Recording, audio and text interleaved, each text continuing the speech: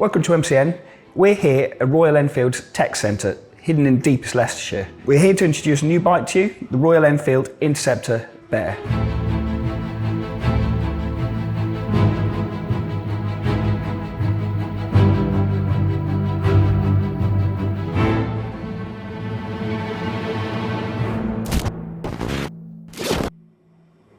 The standard Interceptor is at the heart and the core and the beginning of the current Royal Enfield company and the brand and the range, really. It's the bike that really established them as a modern manufacturer, not a company building kind of throwbacks to, well, 1950s, 60s as it was. And it's been a real success. And from there, they've built with the Himalayan family and the 350s as well, and they're going from strength to strength. But one model that's always been arguably missing is a scrambler. I mean, you look at the Interceptor and it just screams to be built into a really cool, funky street scrambler. And that wasn't lost on Enfield, so that's what they've done. And that process started with this bike.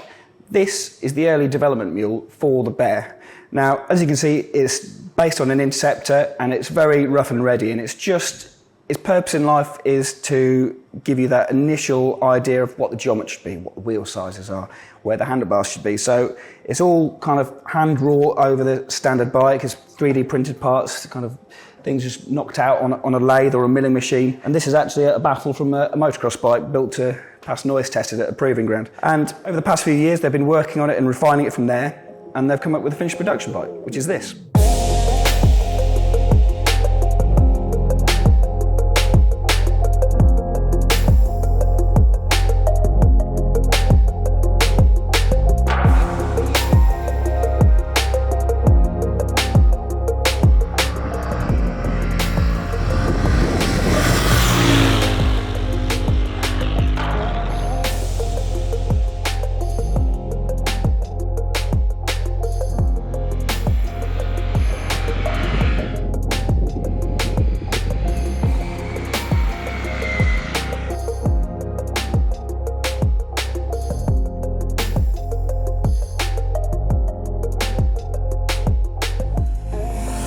So now I'm going to introduce you to Mark Wells here. He's head of design for Royal Enfield, and he's going to explain what the Bear is about. In fact, what I want to know first is, why is it called the Bear?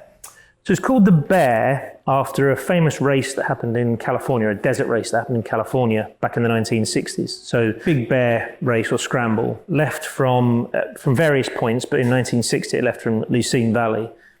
And it was a point-to-point race, so they shot off at sort of 200, or I think it was more like 500 people started off the start in a mass start. You can imagine it, all the clouds of dust kicking up, and they shot off into the Mojave Desert. They then went round a place called Great Rock and then back up into Big Bear, so the lake at a place called Fawnskin, and they rode up there. And so we had a guy called Eddie Mulder.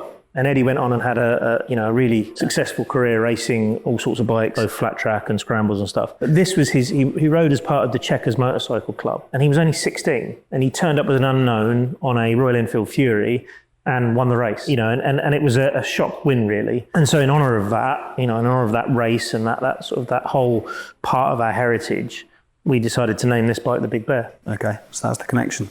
So, I mean, I've alluded to earlier in the video while you were elsewhere that a scrambler is a natural evolution of the Interceptor platform.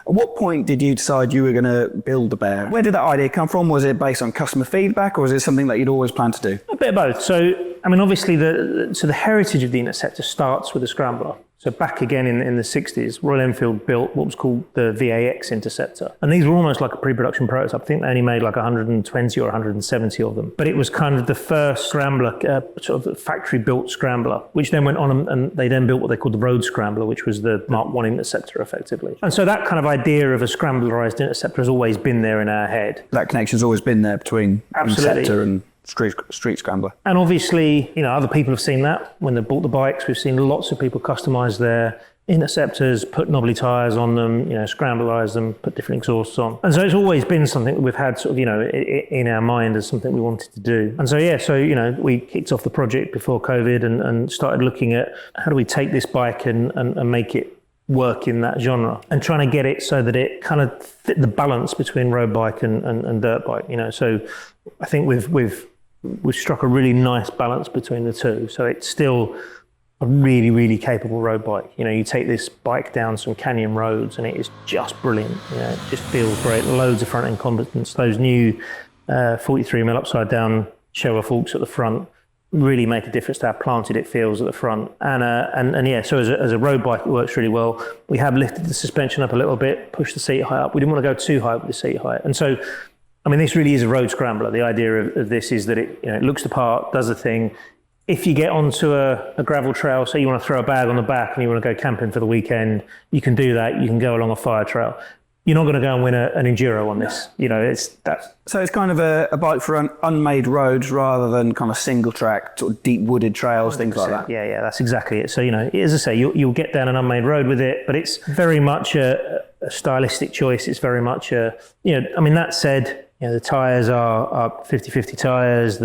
As I say, there is a bit more travel on the suspension. The suspension is very much uprated, and we spent a lot of time making sure that works really well. So our chassis development team have put a lot of time and effort into making sure the bike is composed and works really well. So, I mean, obviously, ultimately, it's a 17-inch rim on the rear. So, you know, the amount of travel you've got with the seat height and the twin shock, it's obviously a direct acting twin shock. So that limits the amount of travel you can put on a bike like this.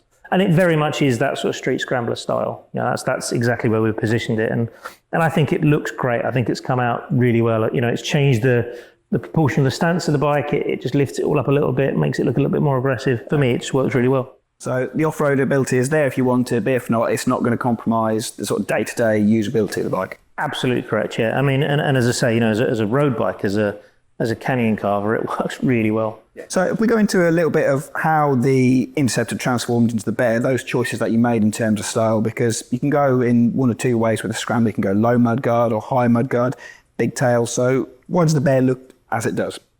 So when you look at scramblers from the 60s, you know, what you tended to get was somebody would take a Roadster and they would pull a few bits off, stick a few bits on, and send it. That was how they happened, you know. So, and that's the style that we've gone from with this bike is an evolution of the Interceptor visually. And I think, you know, the choices that we've got come from that approach. So, you know, we've got uprated suspension, we've got upside down forks on the front, we've got 50/50 tyres. We've gone for a 2.1 exhaust, which I think really sets the bike off. We could have gone for a high level exhaust, but that then impacts some of the practicality of the bike. You know, if you've got high level exhaust, you then can't throw over bags and that sort of stuff quite as easily. Also, if you're riding in hot climates, and this bike is going to be sold in India as well, obviously, you know, that high level exhaust does transmit heat to the rider a lot. So the idea there was to try and pull it all in nice and tight, get it as small as possible, use the cat box in the center to try and centralize the mass and get it a bit lower, which I think works really well. And then coming, you know, through the back, we've got the number boards, which obviously were hugely important in racing. You always had to have a number on there. We've changed the rear of the frame, so we've lifted the back up of the frame, so we have actually increased the clearance a little bit at the back, lifted the tail up, changed the whole of the tail.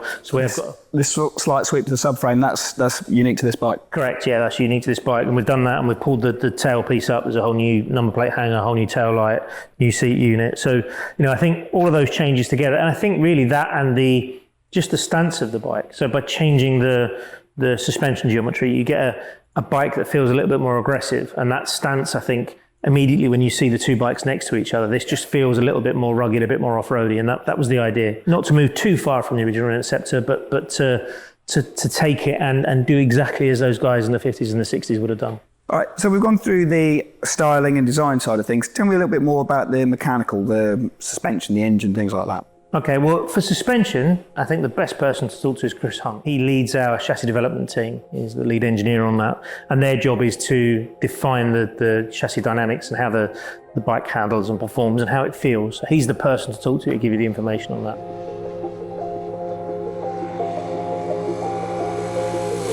So Mark's ran us through the pretty bits, the nice styling bits.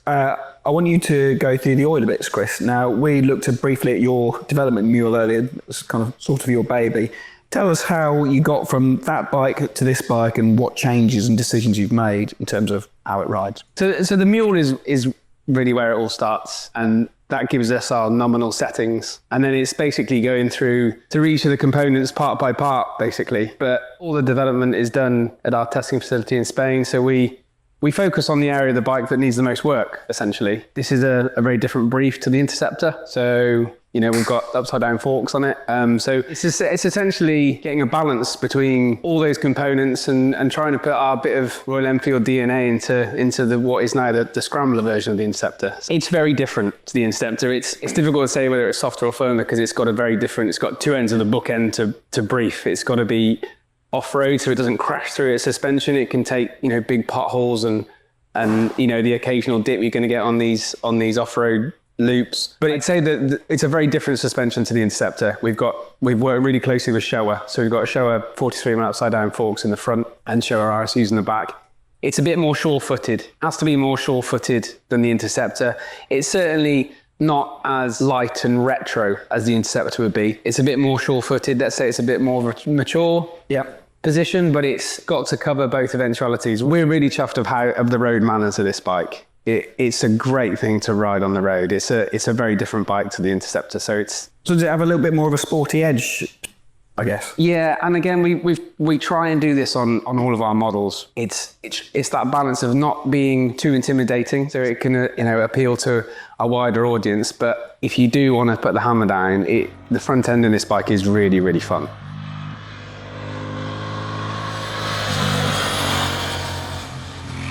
That's all well and good, but we really want to know what it rides like. So as much as I'd like to ride this bike straight out that door and into Leicestershire, I can't. We're now going to travel to California, lucky old me, to sample the bike properly. So without further ado, let's get moving.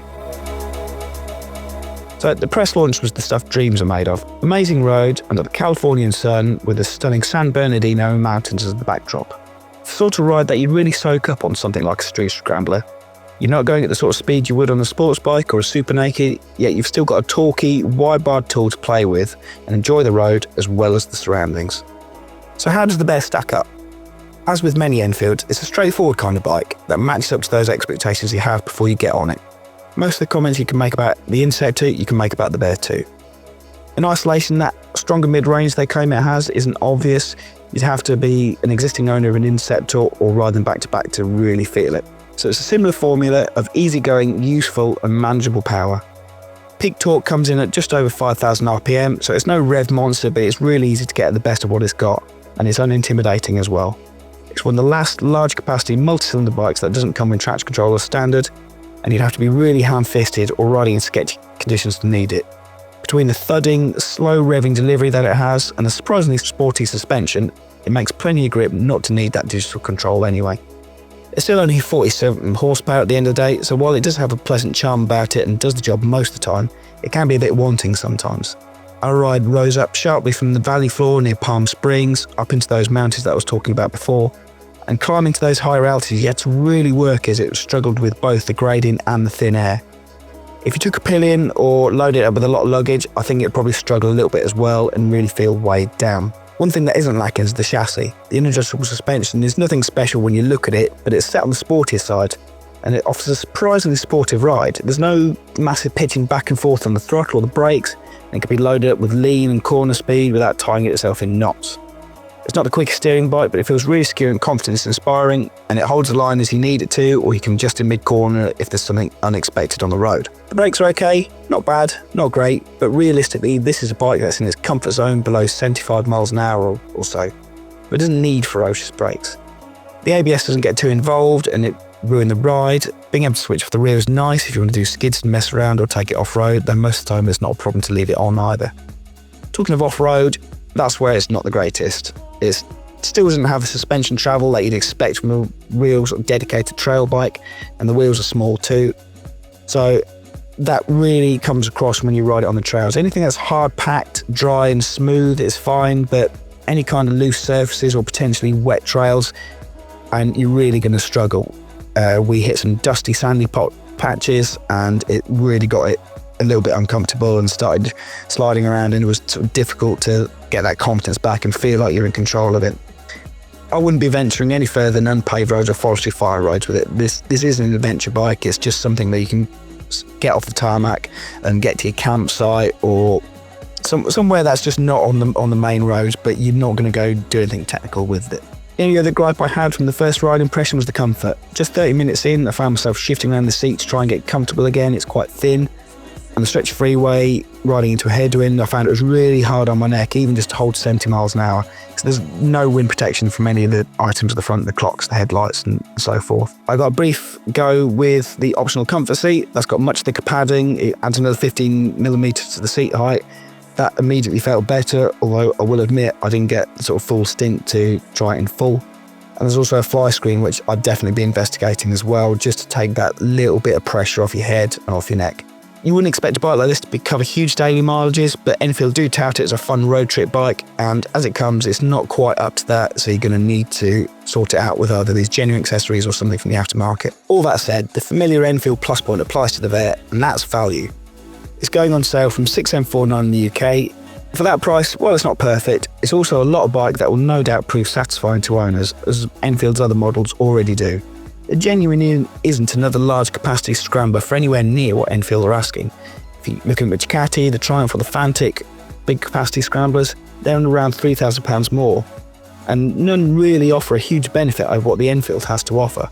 I'd argue the Bear might even be the best looking of that group, but other opinions are available. The one area that they do have an advantage, however, is the engine. I've already touched upon this a little bit, but Enfield's dedication to making their bikes available to A2 licence holders does limit the bike's use, and it kind of limits its appeal to experienced riders too. Owners of other 650s already say they wish it had a bit more go, and the Bear's chassis could handle 70 horsepower and 60 pounds torque even more easily than those other models. So we'd like to see either a tune-up for the 650 or maybe even a big bore version, so a 750 or an 800 based on this. So these models can be offered to not only kind of rookie riders, but also people with a full licence who kind of want that bit of extra go. That being said, the Bear's still really a pleasurable bike to ride. It looks great and it has great potential for customisation, so you can play on that scrambler theme even more. As long as you buy into it knowing the scope of its performance, it won't come as a disappointment.